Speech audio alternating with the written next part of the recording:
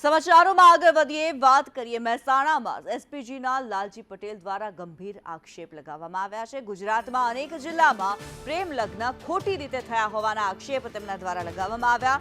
માત્ર સોશિયલ મીડિયામાં ડોક્યુમેન્ટ મોકલી સર્ટિફિકેટ ઇસ્યુ કરાવવામાં આવે છે। લગ્ન નોંધણીમાં રજિસ્ટ્રાર સમક્ષ હાજર રહેવું ફરજિયાત છે, ત્યારે નોંધણી વખતે ખોટી રીતે સહીઓ કરી લગ્ન કરી દેવાય છે તેવા આક્ષેપ એસપીજીના લાલજી પટેલ દ્વારા કરવામાં આવ્યા છે।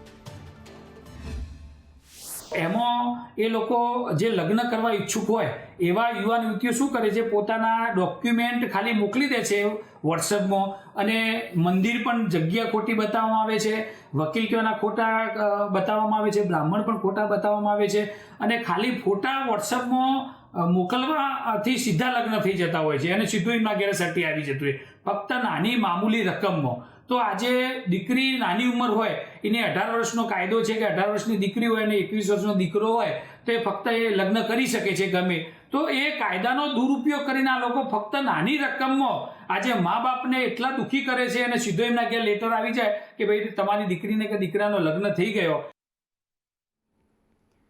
પાયલ યાદવ વધુ વિગતો જણાવી રહ્યા છે। પાયલ, જે પ્રમાણે લાલજી પટેલ દ્વારા પ્રેમ લગ્નને લઈને ગંભીર આક્ષેપ લગાવવામાં આવ્યા છે, શું માહિતી?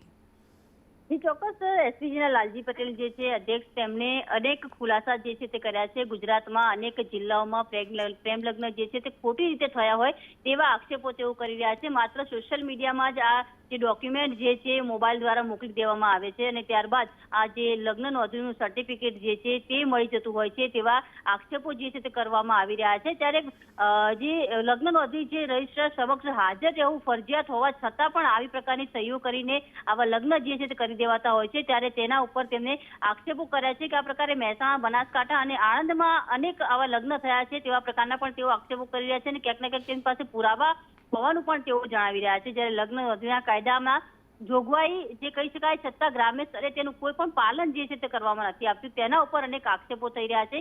અત્યારે હાલમાં લાલજીભાઈ જે છે તે લડત ચલાવી રહ્યા છે, પ્રેમ લગ્ન કરતી દીકરીઓ જે છે તેમની ઉંમર જે છે તે વધારવામાં આવે તેને લઈને તેમણે અત્યારે હાલમાં આ જે બીડું જે છે તે હાથ એમાં ઝડપ્યું છે કે ઉંમર જે છે તે વધારવામાં આવે અને આ પ્રકારના જે મેરેજ સર્ટિફિકેટ આપી દેવામાં આવે છે બારોબાર તે યોગ્ય નથી ને તેના પૂરતી તપાસ કરવામાં આવે। જી ધન્યવાદ પાયલ આ માહિતી બદલ। મોટા સમાચાર અત્યારે પ્રાપ્ત થઈ રહ્યા છે। ભૂકંપના આંચકા અનુભવાયા છે। ઉત્તરાખંડમાં પણ ભૂકંપનો આંચકો અનુભવાયો છે। દિલ્હી એનસીઆરમાં ભૂકંપનો આંચકો અનુભવાયો છે।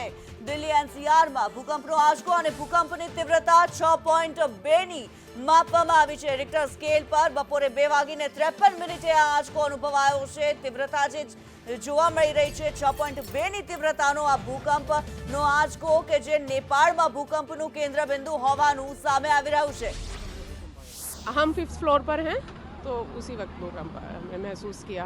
फिर उतनी देर में मेरे हस्बैंड का कॉल भी आ गया था कि जल्दी से बाहर जाओ, भूकंप आ रहा है। मैम कितना तेज आपको भूकंप कर रहा था आप लोग? हम लोग सोफे बैठे थे, मेरे और मेरे हस्बैंड। थोड़ी देर के लिए हल्का सा झटका सा लगा था, जैसे एकदम हिल गया हमारा सोफा। अब पंखे भी थोड़े थोड़े हिलने लग गए थे। तो आप लोग लिफ्ट से नीचे आए? फिर हम नीचे आए, अपनी चेयर से आए, लिफ्ट से नहीं आए हम।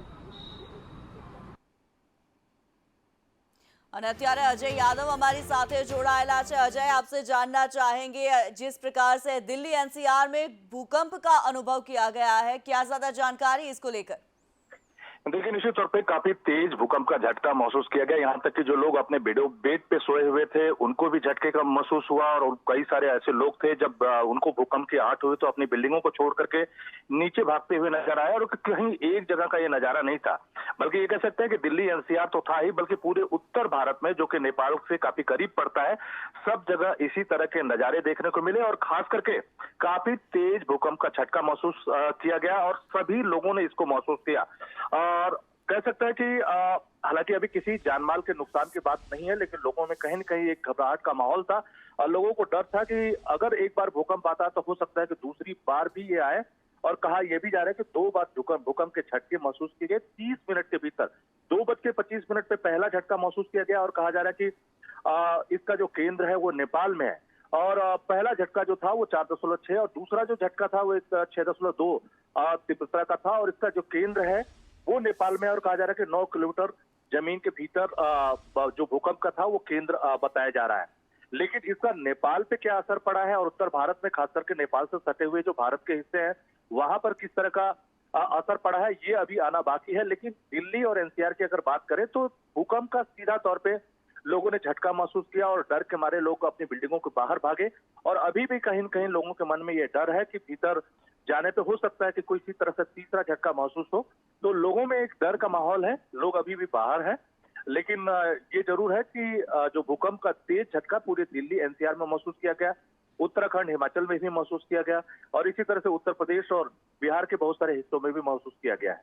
जी बिल्कुल अजय, जिस प्रकार उत्तर भारत के जो हिस्सों में भूकंप का जो झटका महसूस किया गया है, सिस्मोलॉजी डिपार्टमेंट की ओर से कुछ कहा गया है?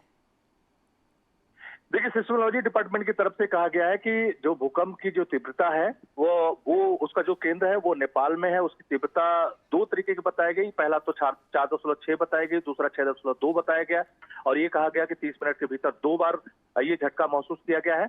और जो उसका पूरा डिटेल है वो एक तरह से उसको अभी एस्टिमेट किया जा रहा है, लेकिन शुरुआती जो जानकारी है उसमें यही है कि 6.2 तीव्रता का भूकंप है, 9 किलोमीटर धरती के भीतर है, इसका केंद्र नेपाल में है।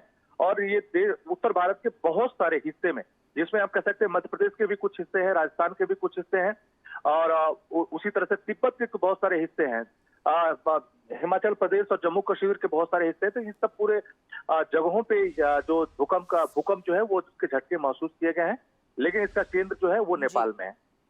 जी अजय, आप हमारे साथ जुड़े रहे। तो दिल्ली एनसीआर ની અંદર, ઉત્તર પ્રદેશ, ઉત્તર ભારતની અંદર ભૂકંપના આંચકા અનુભવાયા છે। બે ભૂકંપના આંચકા અનુભવાયા હતા। પ્રથમ ભૂકંપના આંચકાની જે તીવ્રતા છે 4.6 ની તીવ્રતા અને બીજો જે આંચકો હતો તેની તીવ્રતા 6.2 માપવામાં આવી છે। નેપાળની અંદર કેન્દ્રબિંદુ હોવાનું સામે આવી રહ્યું છે। સિસ્મોલોજી ડિપાર્ટમેન્ટ દ્વારા જે પ્રમાણે કહેવામાં આવ્યું છે, નેપાળની અંદર જમીનથી 9 કિલોમીટર અંદર જે આ ભૂકંપનું કેન્દ્રબિંદુ હોવાનું સામે આવી રહ્યું છે।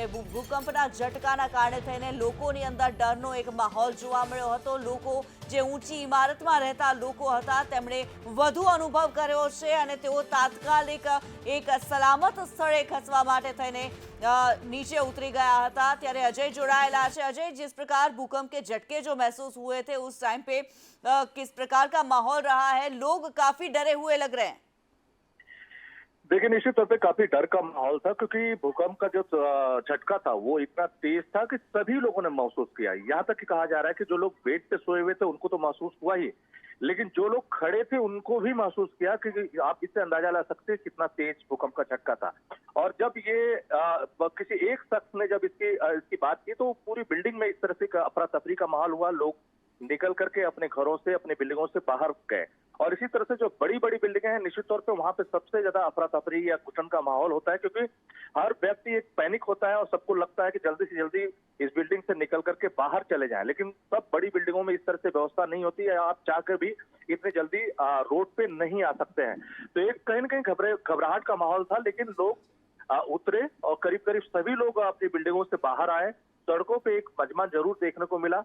लोग कहीं न कहीं घबराहट में थे और लोग बिल्डिंगों के भीतर नहीं जाना चाह रहे थे। हालांकि इसी बीच ये भी खबर आई कि नेपाल के कांडा में ये जो इसका केंद्र है, जहां पर भूकंप की तीव्रता 2 बार महसूस की गई और इस वजह से लोगों के मन में डर था कि शायद अगर वो भीतर जाते हैं तो कोई तीसरा भी भूकंप आए। हालांकि लोग अब धीरे धीरे अपने बिल्डिंगों में जाना शुरू किए हैं, लेकिन ये जरूर है कि डर का माहौल था जिसकी वजह से लोग बाहर निकले और कहीं न कहीं डर की वजह से पहले भीतर नहीं जाना चाह रहे थे, लेकिन अब धीरे धीरे जाना शुरू किए हैं। जी बिल्कुल। और अजय, जिस प्रकार हम बात करें सिस्मोलॉजी डिपार्टमेंट के साथ, आपकी बात हुए, आफ्टर शॉक्स की संभावनाएं कितनी ज्यादा? एक बार अपना सवाल फिर से दोहराएं। जी अजय, जानना चाहेंगे आफ्टर शॉक्स की संभावनाएं कितनी ज्यादा हो सकती है, जिस प्रकार 6.2 की तीव्रता बहुत ज्यादा है? देखिए, निश्चित तौर पे 6.2 पॉइंट रिक्टर स्केल पे अगर किसी भूकंप की तीव्रता होती है तो वो आम भूकंप नहीं माना जाता और इसके खतरे भी बहुत ज्यादा होते हैं। और खास करके पहाड़ी इलाकों की अगर बात करें तो पूरा उत्तर भारत पक्की पहाड़ी जिसको नहीं कहा जाता है, मिट्टी के पहाड़ ज्यादा होते हैं। तो ऐसे में इसमें संभावना भी बहुत ज्यादा होती है कि उसके खतरे भी बहुत ज्यादा होते हैं कि जानमाल का नुकसान बहुत ज्यादा हो। लेकिन फिलहाल अभी जानमाल के नुकसान की खबर नहीं आई है। उसका सबसे बड़ा वजह यही है कि अभी कुछ ही वक्त बीता है जब भूकंप के इतने तेज झटके महसूस किए गए, 30 मिनट के भीतर 2 बार झटके आए हैं, तो इसका मतलब निश्चित तौर पे जो उथल पुथल धरती के भीतर थी वो एक तरफ से कंटिन्यू थी, और 6.2 रिक्टर स्केल का मतलब है कि निश्चित तौर पे ये बड़ा भूकंप का झटका है और इसके नुकसान हो सकते हैं। तो एक तरह से ये जो झटके महसूस किए गए हैं, जिसको कहा जा रहा है पहला झटका 4.6 तीव्रता का था, वो 2:25 पे आया था, 2:51 पे दूसरा झटका जिसकी तीव्रता 6.2 रिक्टर स्केल पे थी। तो दूसरा जो झटका लगा है उससे निश्चित तौर पे बड़े नुकसान की आशंका हो सकती है।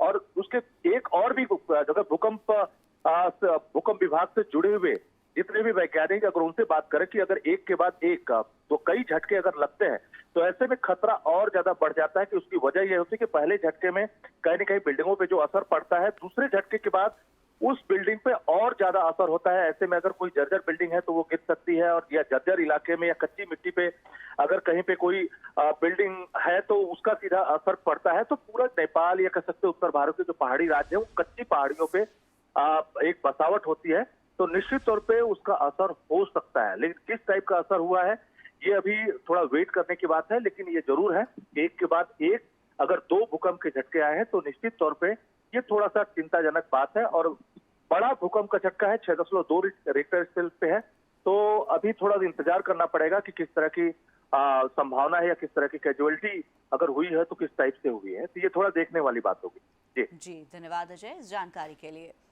ત્યારે દિલ્હીની અંદર અનુભવાયો છે ભૂકંપનો આંચકો, 6.2ની તીવ્રતાનો ભૂકંપનો આંચકો અનુભવાયો છે. ઉત્તર ભારતના અલગ અલગ રાજ્યોની અંદર આ આંચકો અનુભવાયો છે.